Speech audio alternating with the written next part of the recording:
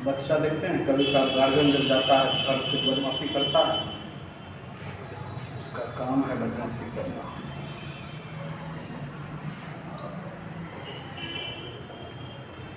आपको अपने वेक्टर के क्लास में बहुत बहुत स्वागत है। आज आप लोग का नया टॉपिक स्टार्ट होने जा रहा है, इसका नाम है vector plus 3D। Vector plus 3D से 12th बोर्ड में 17 मार्क का क्वेश्चन आता है। यानी वेक्टर प्लस 3D अगर आपका तैयार हो जाता है तो 17 नंबर आपका क्लियर हो जाएगा। यानी 17 मार्क्स का वेक्टर प्लस 3D से क्वेश्चन आता है। ये बहुत इम्पोर्टेंट चैप्टर है, क्योंकि इस चैप्टर से ऑब्जेक्टिव भी काफ़ी पूछा जाता है। इसीलिए आप लोग वेक्टर प्लस 3D पर विशेष फोकस करेंगे। ऑब्जेक्टिव सबसे ज़्यादा कैलकुलस से आता है, उसके बाद मैट्रिक्स डिटर्मिनेंट से आता है, और उसके बाद वेक्टर प्लस 3D से आता है। इसीलिए वेक्टर प्लस 3D को अच्छा करना बहुत ज़रूरी है। आप लोग वेक्टर प्लस 3D पर विशेष ध्यान देंगे। बहुत ही इम्पोर्टेंट चैप्टर है वेक्टर प्लस 3D, तो आप लोग अच्छे से ध्यान देंगे। आज आप लोग को रिकॉर्डेड वीडियो भेजा जा रहा है, क्योंकि आज नेटवर्क की समस्या है, लेकिन कल से आप लोग का लाइव क्लास होगा वेक्टर प्लस 3D का। तो टॉपिक का नाम है हम लोग का vector plus 3D। Vector plus 3D ये 12th बोर्ड में वेक्टर प्लस 3D से 17 मार्क्स का क्वेश्चन आता है। यानी 17 नंबर का क्वेश्चन वेक्टर प्लस 3D से आता है। यानी 17 नंबर का क्वेश्चन आता है कहां से? वेक्टर प्लस 3D से। वेक्टर प्लस 3D में सबसे पहले हम लोग वेक्टर पढ़ेंगे और उसके बाद हम लोग 3D पढ़ेंगे। इसका नाम वेक्टर प्लस 3D इसलिए पढ़ा है क्योंकि वेक्टर से रिलेटेड चैप्टर 3D है, इसीलिए इसका नाम है वेक्टर प्लस 3D। जैसे मैट्रिक्स प्लस डिटर्मिनेंट कहा जाता है, मैट्रिक्स डिटर्मिनेंट, मैट्रिक्स से रिलेटेड डिटर्मिनेंट था ना, उसका नाम क्या पड़ा? Matrix plus determinant. इसका नाम वेक्टर प्लस 3D इसलिए पड़ा क्योंकि वेक्टर से रिलेटेड 3D है, इसीलिए इसका नाम क्या पड़ा? Vector plus 3D। क्योंकि जब तक विद्यार्थी को वेक्टर का ज्ञान नहीं रहेगा तब तक वो 3D नहीं समझेगा, इसीलिए इसका नाम पड़ा वेक्टर प्लस 3D। वेक्टर अच्छा से सीखेगा तभी 3D सीख पाएगा। यानी 3D सीखने के लिए वेक्टर सीखना जरूरी है, इसीलिए इस टॉपिक का नाम है वेक्टर प्लस 3D।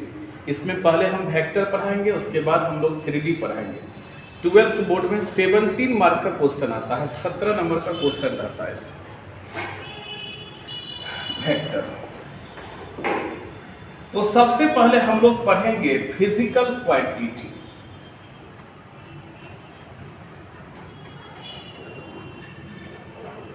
सबसे पहले हम लोग पढ़ेंगे फिजिकल क्वांटिटी। फिजिकल क्वांटिटी का जो हिंदी होता है वो हिंदी होता है भौतिक राशि। बताइए फिजिकल क्वांटिटी का हिंदी क्या होता है? भौतिक राशि होता है। अब सवाल है कि फिजिकल क्वांटिटी किसे कहते हैं? तो वैसा क्वांटिटी जिसे मापा जा सके उसी को फिजिकल क्वांटिटी कहते हैं। बताइए वैसा क्वांटिटी जिसे मापा जा सके उसी को क्या कहते हैं? Physical quantity. वैसी राशि जिसे आप माप सके उसको क्या कहते हैं? Physical quantity. यानी फिजिकल क्वांटिटी का जो परिभाषा होता है वो होता है एक क्वांटिटी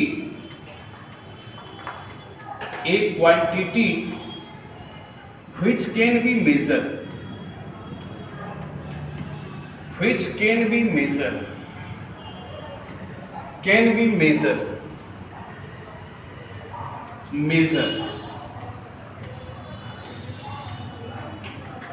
is called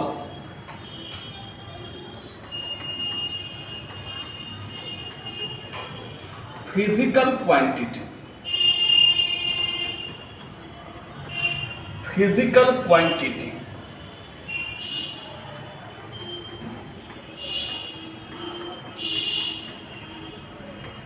वैसी राशि जिसे मापा जा सके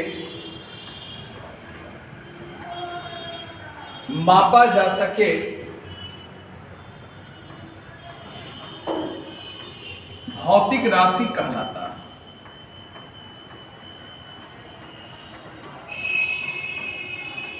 भौतिक राशि कहलाता है।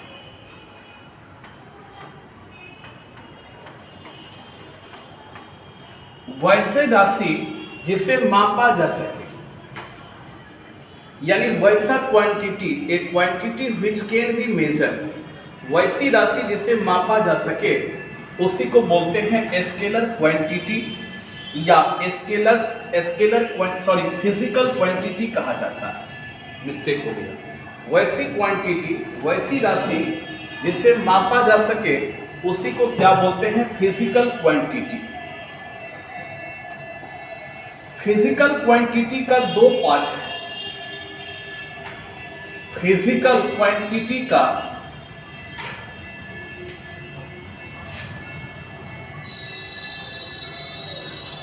यानी भौतिक राशि का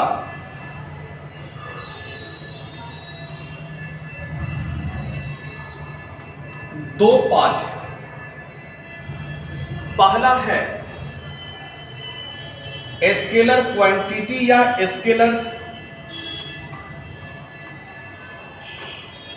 स्केलर क्वांटिटी या जिसको स्केलर्स कहते हैं। दूसरा है वेक्टर क्वांटिटी। वेक्टर क्वांटिटी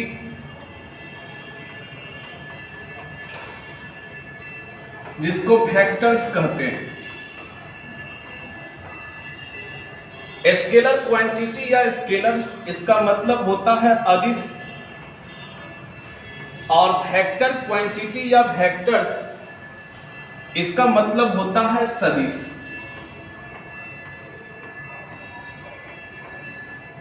अदिश राशि और इसको बोलते हैं सदिश राशि।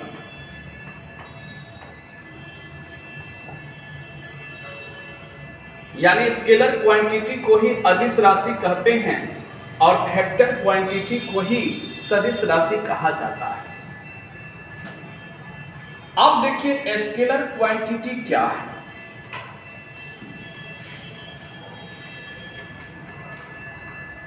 स्केलर क्वांटिटी क्या है, यानी अदिश राशि क्या है?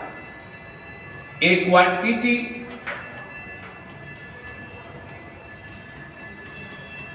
which have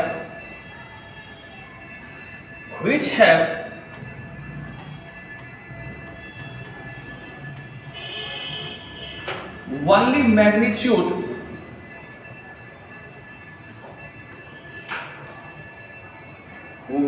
magnitude is called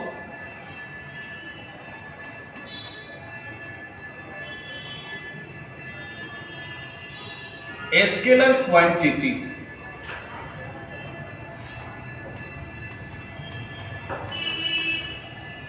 या स्केलर्स।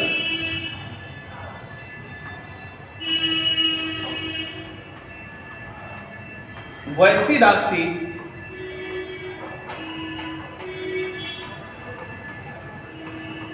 जिसमें केवल परिमाण हो,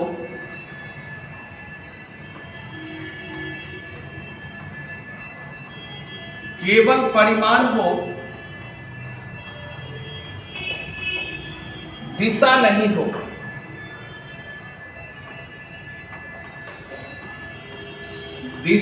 हो।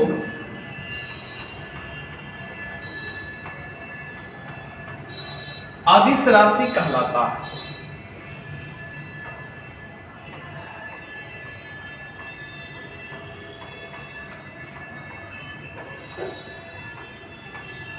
वैसी राशि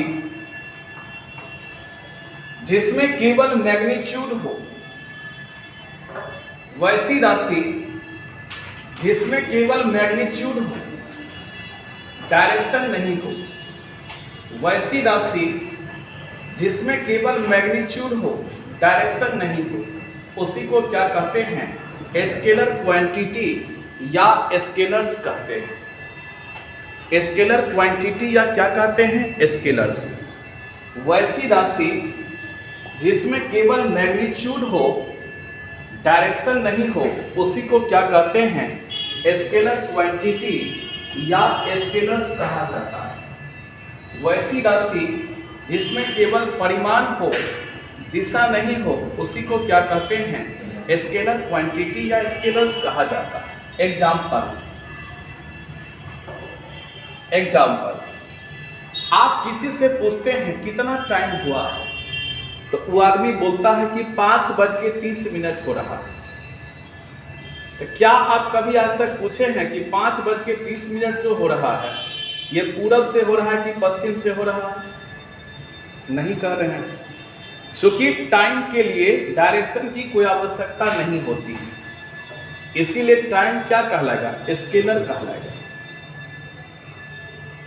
आप पूछेंगे कि आज भागलपुर का टेम्परेचर कितना है, थोड़ा सा खिड़की लगा दीजिए। भागलपुर का टेम्परेचर कितना है? तो कोई बोलेगा 20 डिग्री सेल्सियस। तो आप बोलिएगा क्या कि पूरब से 20 डिग्री है कि पश्चिम से 20 डिग्री है? ये तो आप नहीं बोलिएगा, क्योंकि टेम्परेचर के लिए डायरेक्शन की कोई आवश्यकता नहीं होती है। आपको घर से फोन आएगा, क्या कर रहे हो? आप बोलिएगा पढ़ रहे हैं। क्या कभी गार्जियन पूछेगा कि पूरब से पढ़ रहे हो कि पश्चिम में घूम के पढ़ रहे हो? नहीं, क्योंकि वर्क के लिए डायरेक्शन की आवश्यकता नहीं होती। आप जाइएगा शोरूम में बोलिएगा ये जो कार है, क्रेटा कार है, इसका स्पीड क्या है? तो जो वहां का मैनेजर रहेगा वो बोलेगा कि 250 किलोमीटर प्रति घंटा। तो क्या आप उसको बोलिएगा कि पूरब से चलाएंगे तब होगा 250 कि पश्चिम से चलाएंगे तब होगा 250? नहीं, क्योंकि स्पीड के लिए डायरेक्शन की कोई आवश्यकता नहीं। आप जाइएगा आलू खरीदने के लिए, बोलिएगा 1 किलो आलू दीजिए, तो क्या दुकानदार आपको बोलेगा कि पूरब से दें कि पश्चिम से दें? नहीं बोलेगा, क्योंकि उसके लिए कोई डायरेक्शन की आवश्यकता नहीं है। तो ये सारा आपका स्केलर कहलाता है। क्या कहलाता है? स्केलर। यानी स्केलर का जो एग्जाम्पल है, टाइम है, वर्क है, मास है, लेंथ है। आप जाइएगा कहिएगा 5 मीटर कपड़ा दीजिए, बोलेगा पूरब से दें कि पश्चिम से दें। वॉल्यूम है, डेंसिटी है, टेम्परेचर है,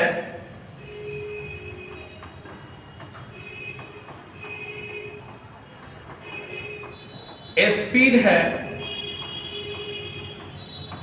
ये सारा स्केलर कहलाता है। ETC मतलब और बहुत सारा है, ये सारा क्या कहलाता है? स्केलर कहलाता है। इसके बाद है वेक्टर क्वांटिटी।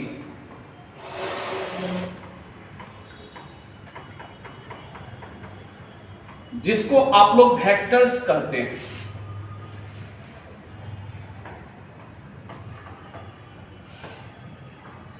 एक quantity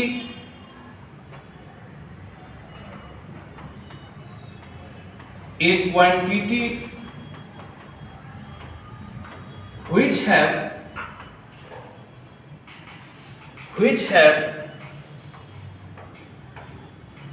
both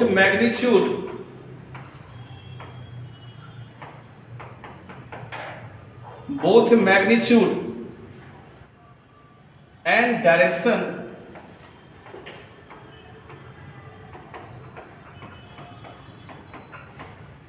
is called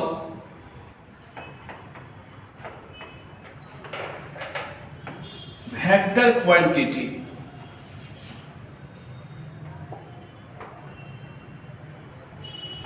vector quantity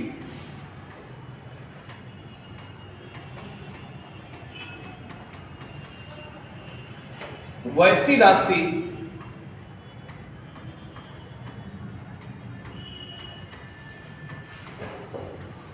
जिसमें परिमाण और दिशा दोनों हो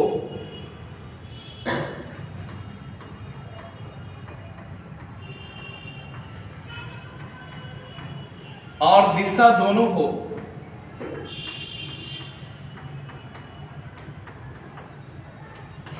सदिश राशि कहलाती है।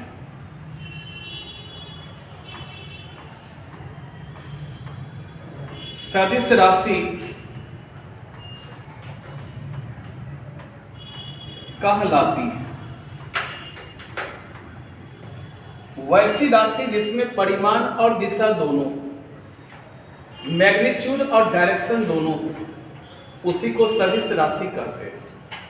जिसमें मैग्नीट्यूड और डायरेक्शन दोनों रहेगा उसको सदिश कहेंगे, और जिसमें केवल मैग्नीट्यूड रहेगा उसको अदिश कहेंगे।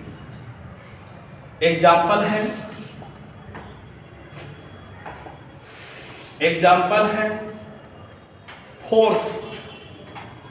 हम लोग बल लगाएंगे, बोलेगा थोड़ा धकेलो इसको, ब्रेंच को। आप बोलिएगा ना किस डायरेक्शन में धकेलेंगे, पूरब धकेलेंगे कि पश्चिम धकेलेंगे कि उत्तर धकेलेंगे कि दक्षिण धकेलेंगे। तो फोर्स क्या है, तो फोर्स वेक्टर है। वेलोसिटी, बताइए वेलोसिटी भी क्या है, वेक्टर है।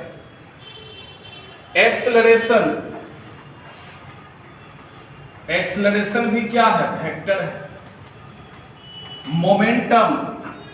मोमेंटम भी क्या है, वेक्टर है। ये भी वेक्टर कहलाता है। इसके बाद हम लोग सीखेंगे ईटीसी। इसके बाद हम लोग सीखेंगे डायरेक्टेड लाइन सेगमेंट।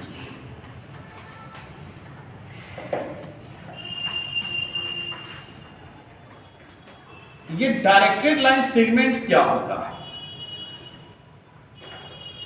हम लोग पहले 3 चीज सीखेंगे।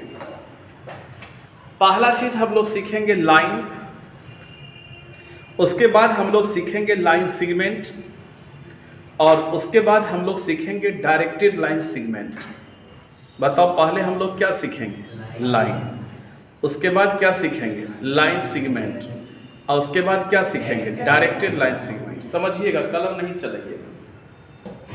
लाइन क्या होता है, जिसका कोई इनिशियल और टर्मिनल पॉइंट नहीं होता, कोई और छोर नहीं होता, यानी उसकी लंबाई फिक्स नहीं होता, उसी को लाइन कहा जाता है। इधर जा रहा है तो कहां तक जाएगा इसका कोई फिक्स नहीं है, इधर भी जा रहा है तो कहां तक जाएगा इसका कोई फिक्स नहीं है। लेकिन जब किसी लाइन का हम एक टुकड़ा कर देते हैं, जैसे ए बी कोई टुकड़ा हम लोग लाइन का कर दिए, लाइन है जिसका हम लोग टुकड़ा कर दिए, तो लाइन का जब हम लोग टुकड़ा कर देते हैं इसी को लाइन सेगमेंट कहा जाता है। लाइन मतलब होता है रेखा, और लाइन सेगमेंट मतलब होता है रेखाखंड। और जब लाइन सेगमेंट में हम लोग एक डायरेक्शन दे देते हैं उसी को कहा जाता है डायरेक्टेड लाइन सेगमेंट।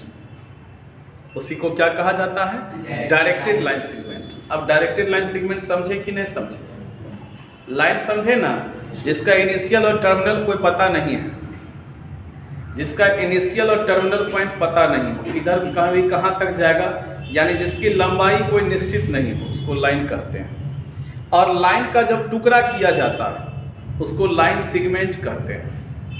उसको क्या कहते हैं, लाइन सेगमेंट कहते हैं, रेखाखंड कहते हैं। और जब किसी रेखाखंड में डायरेक्शन डाल दिया जाता है उसी को कहते हैं directed line segment.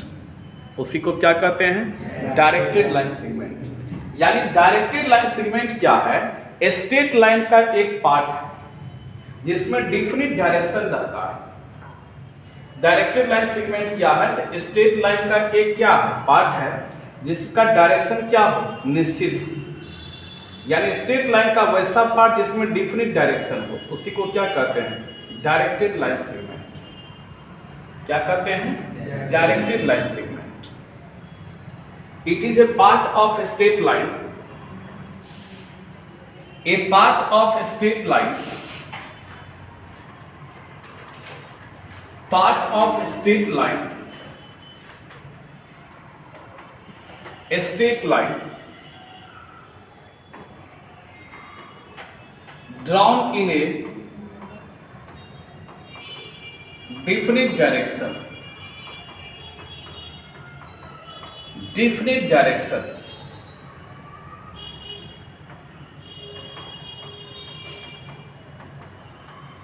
is called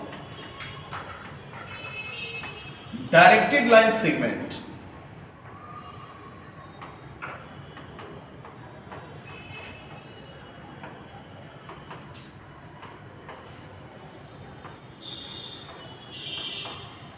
वैसा स्ट्रेट लाइन का पार्ट,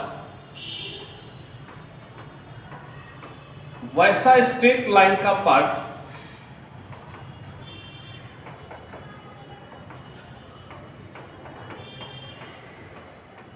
जिसमें एक निश्चित दिशा हो,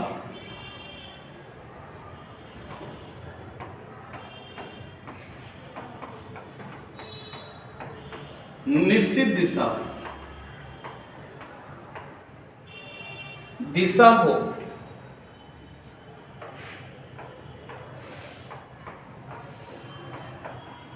डायरेक्टेड लाइन सेगमेंट कहलाता है। डायरेक्टेड लाइन सेगमेंट कहलाता है।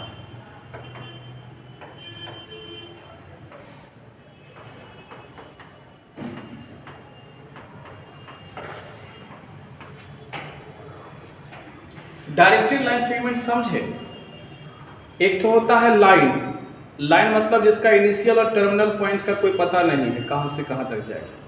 और लाइन का एक टुकड़ा कर देंगे तो लाइन सेगमेंट हो जाएगा, रेखाखंड हो जाएगा, रेखा का खंड हो जाएगा, और उसी में एक डायरेक्शन दे देंगे, उसी को क्या कहा जाएगा? Directed line segment. यानी directed line segment straight line का, सीधी रेखा का वैसा भाग है जिसका एक डिफिनिट डायरेक्शन है, जिसका एक क्या हो? Definite direction.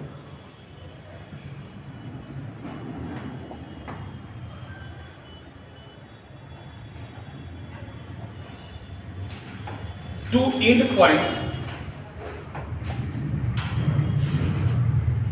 end points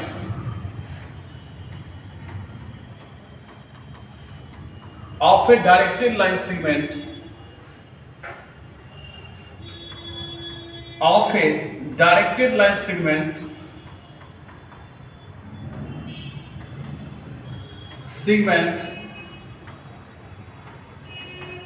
is called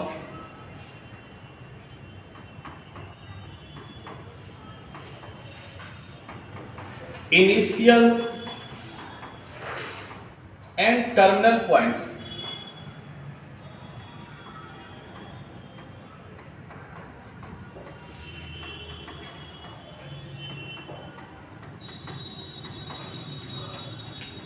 directed line segment का दो एंड पॉइंट जो होता है उसी को इनिशियल और टर्मिनल पॉइंट्स कहा जाता है।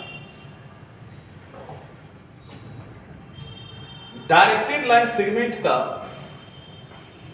दो एंड पॉइंट जो होता है उसी को इनिशियल और टर्मिनल पॉइंट्स कहा जाता है।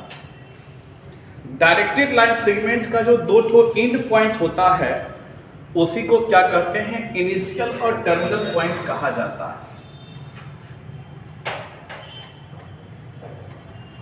दो ठो एंड पॉइंट है ना, P और Q, तो P को बोला जाएगा इनिशियल पॉइंट और Q को क्या बोला जाएगा?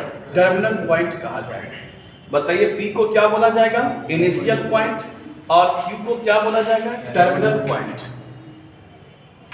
ए directed line segment, a directed line segment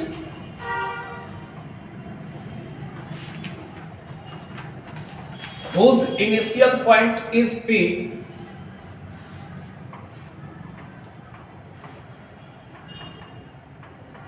initial point is P,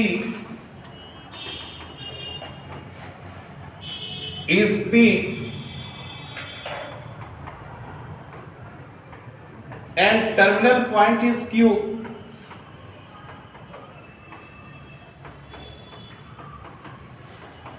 is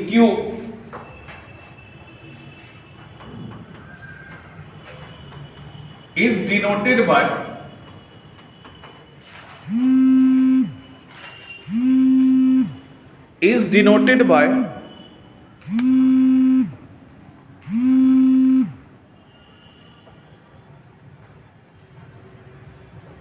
PQ vector. वैसा डायरेक्टेड लाइन सेगमेंट जिसका इनिशियल पॉइंट P हो और टर्मिनल पॉइंट Q हो उसको PQ वेक्टर से डिनोट किया जाता है। वैसा डायरेक्टेड लाइन सेगमेंट जिसका इनिशियल पॉइंट P हो और टर्मिनल पॉइंट Q हो उसको PQ वेक्टर से डिनोट किया जाता है। किस वेक्टर से? PQ वेक्टर से डिनोट किया जाता है। And points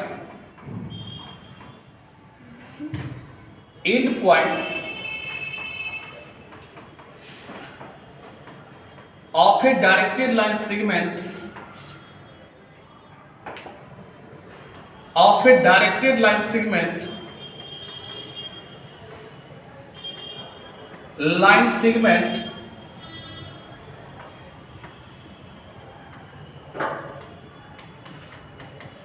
is interchangeable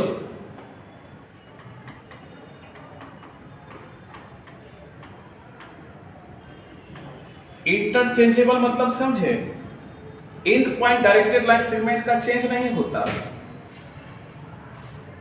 so PQ vector को आप लोग QP वेक्टर नहीं लिख सकते